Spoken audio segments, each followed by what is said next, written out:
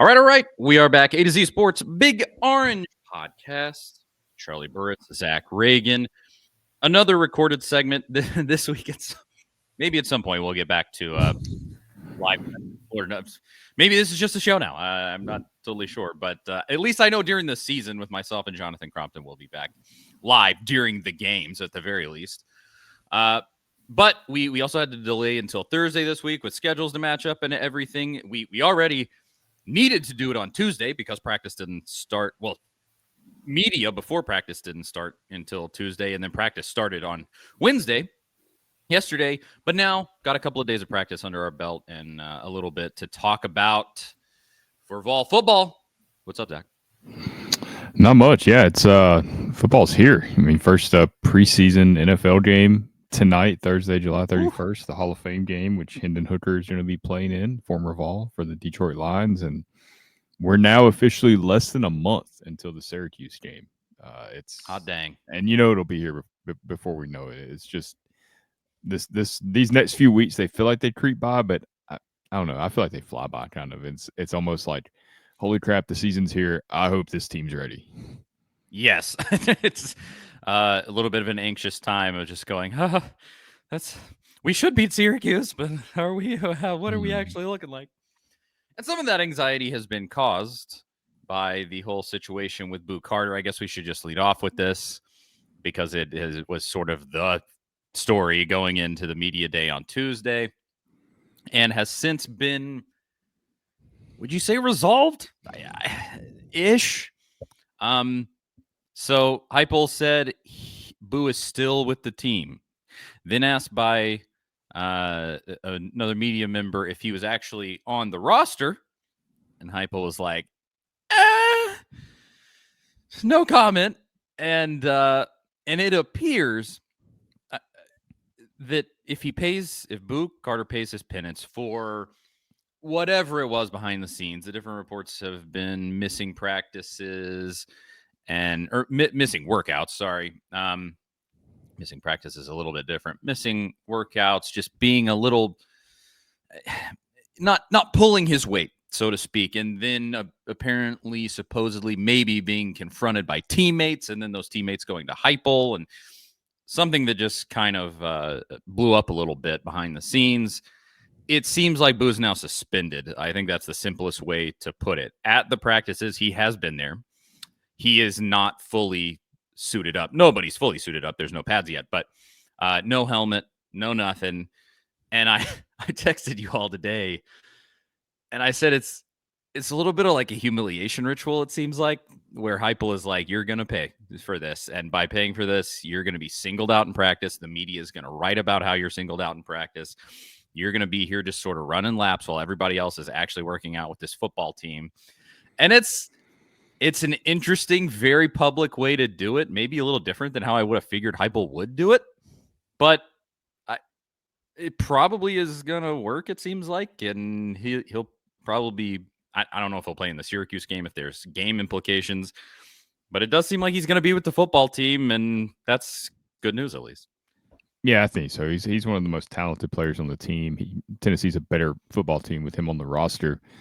This whole thing's been kind of bizarre to watch it play out publicly. I think this is the kind of thing that probably used to happen a lot with football teams, especially back in maybe the 90s, early 2000s, 80s, whatever, before social media was all over the place and stuff like this got out via message boards, and which is really how this whole deal started, was a message board rumor that came to life. I think this could be the best thing that happens for this team and for Boo Carter if it works out. Going through this whole public, winning your teammates back over type of deal that you're talking about, I think they really want to see that Boo Carter is going to put in the effort to be a part of this team, not just like, hey, I need a place to play this fall. I'll get through this season, then I'll move on to the next destination, Colorado, wherever that could end up being. I think they want him to show that he truly wants to be a part of this team and bought in. And the fact that he showed up in Knoxville, he supposedly addressed the team on Tuesday, and that he's doing these things to get back in the good graces of his teammates and his coaches. that's a good first step. He's got to continue doing it though. It's not going to be like a 1 day, 1 week type of thing. I think this could be a months long thing, and maybe he gets eased back into action.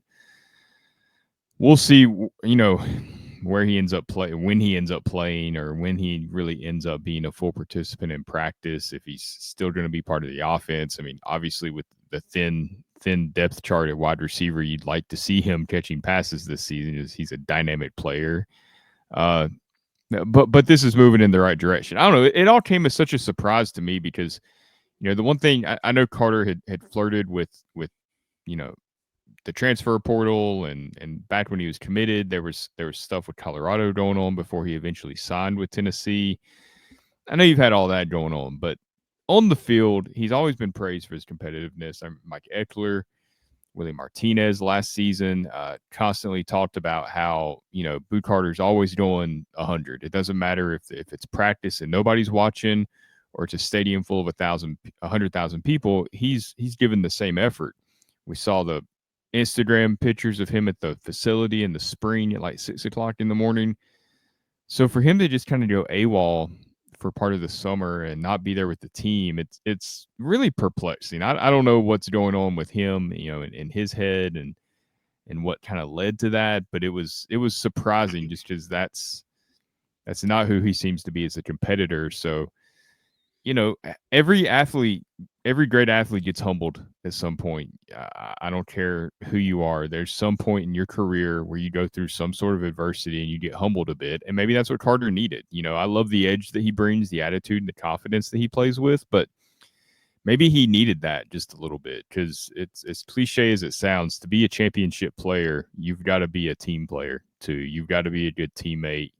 You've got to be all those things. And it doesn't mean that you got to be the most popular guy in the locker room. You don't have to be the most, lovable, fun-loving guy in the locker room. None of that stuff. But you got to show up when it counts, right? Like, you got to have your teammates' backs, and they got to know that. So, if that comes out of this, then I think Tennessee will be better for it.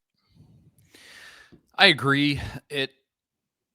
To me, outside looking in, it seems like the culture with this team is in a really good place if they're holding guys accountable. I remember having conversations with guys, back in my radio career, with guys that were on the 98 national championship team. And I think Fred White said it to me, but basically, if somebody was goofing off, there were guys on that team that would go over and be like, "You're not just messing with your money here. You're messing with my money, this team's money. And we're not going to allow that." Sort of how he framed it to me. And that's always stuck with me, because that would be so powerful to have that kind of culture on any team. I think you've seen it in different places, just that strong leadership, obviously with the baseball team 2 years ago, and now some of Rick Barnes' teams, they seem to have really good leadership back with like AD and Grant, and that is just such a powerful thing to have in your locker room. And I hope that they have it. It's like with the Miles Kitselman, man. It seems like he's that dude. Crazily, a guy from Alabama coming in and just embracing everything, being that team leader, emerging as one of the best tight ends in the conference. Like, that's cool. And I love seeing that. And so hopefully this really means that the culture on this team is in a really good spot with player leaders. Because, yeah, I mean, a coach can only take these dudes so far in terms of motivation and holding each other accountable. And players doing it amongst themselves is huge, I think. And so maybe they're better for this. And I would, if he treats it correctly, kind of like when Jawan Jennings had his falling out when he made the video. He made that video where he said like F Vandy or whatever, and got like kicked off the team. And then Pruitt welcomed him back. Like, there was some penance to pay there. I don't remember exactly what happened, but it was kind of similar. It was. I just remember it being sort of a suspension type thing. It was real vague. It was like there's things Jawan has to do, and yeah, I think that was a little different though, because that was more of a, we got to attack this from a PR angle because of everything that had happened at the end of 2017. I don't think it was the team. I mean, the culture wasn't that strong at that point. Yeah. This is different, where it's like the team is the one that brought up the issue, which is a good thing. Just like you're saying, that's just something. That's what championship teams have, man. The Patriots, that Yep. dynasty, the Chicago Bulls. I mean, you don't have to be perfect off the court. Dennis Rodman was going to Las Vegas in the middle of the NBA playoffs, but when he was on the court, they knew that they were going to get everything from that guy. So, what Boo Carter needs to do to be a active participant in this team isn't. He doesn't have to be an angel. I don't think anybody's asking him to do that. He just has to show up and be there. And so far he is, but he's got a long way to go. And hopefully the right people are in his ear, because he's too talented of a player. I don't want to see him go down the wayside of, some of these talented players that Tennessee has signed that just don't work out. I mean, just like the quarterback that you lost in the spring that we were all excited about for 2 years, and to see that play out the way it did, you don't want to see that for Boo Carter, especially the fact that he's an in-state guy. Yeah, that's really the biggest thing, is that this dude has so much potential. Don't be a story back and go, man, what could have been with that guy? That would truly suck. And it seems like at this moment, hopefully it will not end up that way. We'll see. Outside of that, the practices have seemingly gone well. Everybody obviously watching that quarterback battle. Joey Aguilar, I don't want to say it, but I'll say it. Heisman campaign incoming. I think he's going to be probably the best quarterback in America. No, what you're seeing right now, routes against air, dudes throwing without pads, like, it's not really telling you anything yet. Even by the end of fall camp, it's not really going to tell you much. I do wonder exactly when Heupel will make that announcement. I would think game week, probably.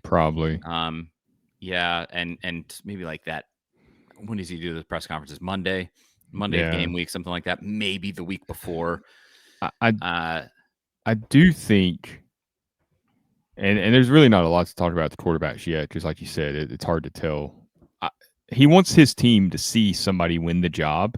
So if he makes the announcement in, August 16th, a couple of weeks from now, which would be a couple of weeks for the start of the season, that would be great, because I think that would mean that it was super obvious that one of these guys just took the job and ran with it, right? Like, that would be good. I don't want to anticipate that happening, because I think they're all three, talented, and they all three have their advantages in this quarterback battle, with Aguilar experience, Merklinger being in the offense for a year, and McIntyre just from a talent standpoint. But I'm like you. I think it'll probably be game week before we really know anything. And even then, like you said, until the live bullets are flying, it's really hard to know what you got. We've seen that so many times before with Tennessee quarterbacks. I wonder, I think most people would be thinking this. Is it going to be a situation where Merklinger knows the system the best? Aguilar's the gamer and a guy that has the most experience.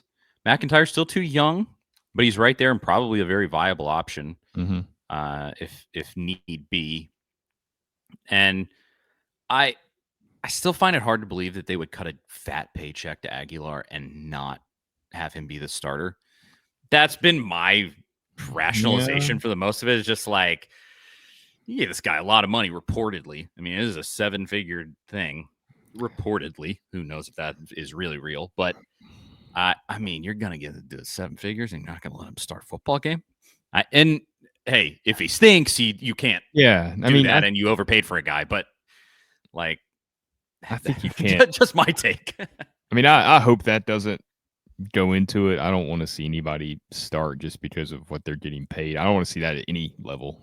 I mean, it's fair to have expectations, and I'm on the fence about that when it comes to college players, because it's development, age versus, realistic expectations. But hopefully they just go with the best option, the guy that wins the job. And I think, based on what Heupel said, the way that he has really hammered home, like, it's important that the guys see somebody win this job, and it's not like this, charade of a quarterback battle that just, it was never really a battle. Like Merklinger never had a chance type of deal, because that could fracture the locker room too. I mean, you almost saw that in 2018 at LSU with Joe Burrow.